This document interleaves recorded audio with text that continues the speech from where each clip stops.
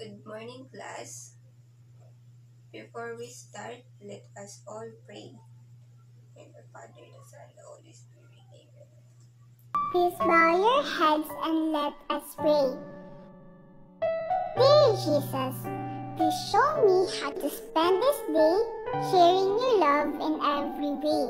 Help me to be kind to everyone, to play and laugh and have lots of fun, shining your light and giving your grace, sharing your joy with a smile on my face. Angel of God, my guardian dear, to whom God's love commits me here. Ever this day, be at my side, to light and guard, to rule and guide. Amen. May lumiban ba sa klase natin ngayong araw? Magaling, bigyan ng 3 palakpak ang inyong mga sarili. 1, 2, 3. Bago kayo magsiupo, maaari nyo bang ayusin ang inyong upuan at pulutin ang kalat na makikita nyo sa tapat at ilalim ng inyong upuan. Maaari na kayong magsiupo. Bago tayo magsimula, magkakaroon tayo ng laro na tinatawag na Chinese garter. Alam nyo ba laruin ang Chinese garter?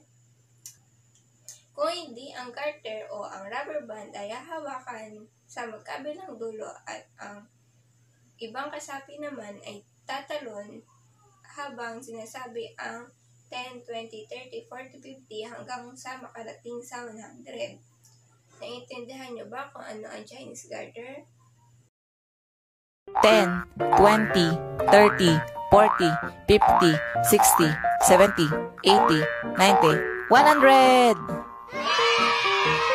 Hahatiin ko kayo sa 3 grupo at pipili lamang kayo ng 4 upang mag-representative o maglaro. Ang magiging taas ng rubber band o ng garter ay hanggang sa tuhod ng pinakamataas sa inyong mga kaklase.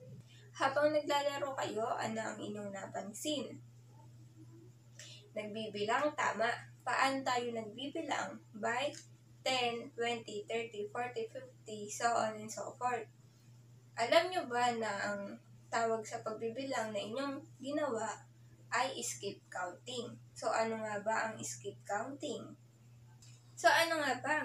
counting?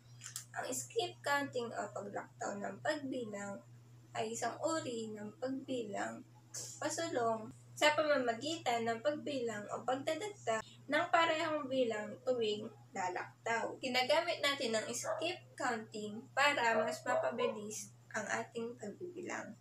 Para inyong mas maunawaan, may inihanda akong larawan. Alam niyo ba kung ano ang larawan na ito?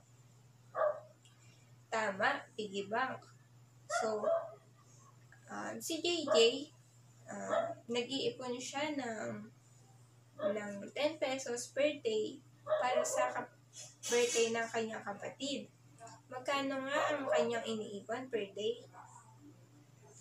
Tama, 10 pesos ang kanyang iniipon per day. So, sa 5 araw, magkano ang naipon ni JJ? Very good, 50 pesos ang kanyang naipon per week. So, paano nga ba natin ginagawa ang skip counting by 10? Ginagawa natin siya sa pamamagitan ng pag-add sa sarili niya. So, 10 plus 10 equals 20. 20 plus 10 equals 30. 30 plus 10 equals 40. 40 plus 10 equals 50. 50 plus 10 equals 60. 60 plus 10 equals 70. And 70 plus 10 equals 80. 80 plus 10 equals 90. And 90 plus 10 is 100. So, magtungon tayo dito sa skip counting by 50s. Sa skip counting by 50s, kagaya lang siya ng skip counting by 10s na ipag-add mo siya sa sarili niya. So, 50 plus 50 equals 100. 100 plus 50 equals 150. 150 plus 50 equals 200. 200 plus 50 equals 250 and 250 plus 50 equals 300. Ngayon naman, ano ang halaga ng pera sa larawan? Tama, 100 o 100. Ilang 100 o 100 ang nasa larawan? Tama, 10. Magkano lahat ang pera sa larawan? Tama, 1,000 o 1,000. Maaari natin siyang bilangin ng 100, 200, 300, 400, 500, 600, 700, 800, 900, and 1,000. Kung talaga naunawaan ay tinuro ni teacher, ano nga ulit ang skip counting o paglaktaw ng bilang? Very good. Yung skip counting, ito yung paraan upang mas mapabilis ang ating pagbibilang. Kaya yung alam na ni teacher na talagang kayo ay nakinig, dumako na tayo sa ating isang aktibidad. Write the missing numbers by following the pattern and counting by tens, 50s, and 100. Ang gagawin nyo ay susulat nyo ang nawawalang number sa pamamagitan ng pagsunod sa pattern at pagbilang ng 10s, 50s, and 100s.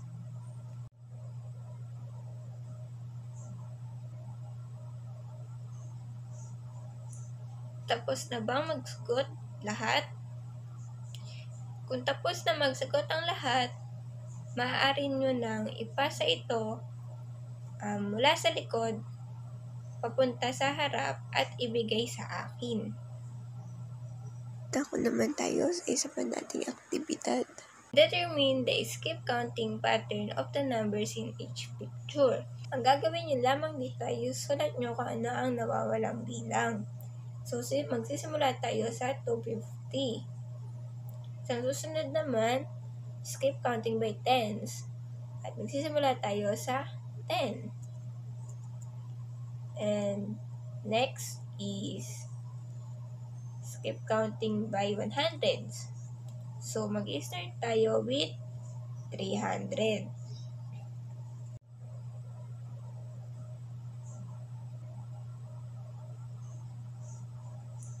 Tapos na bang magsugot lahat?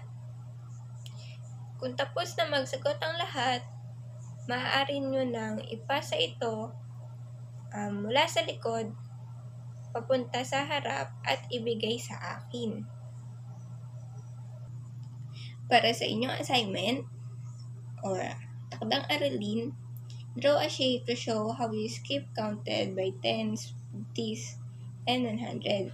So, ang gagawin po natin dito ay drawing kayo ng isang shape o hugis at ipapakita nyo rito kung paano kayo magbibilang by tens, 50s, and 100s. Isulat ito sa isang malinis na papel at ipapasa sa susunod nating pagkikita. Yun lamang at sana ay may natutunan kayo sa pag-aaral natin ngayong araw. Hanggang sa susunod nating pagkikita. Bye-bye!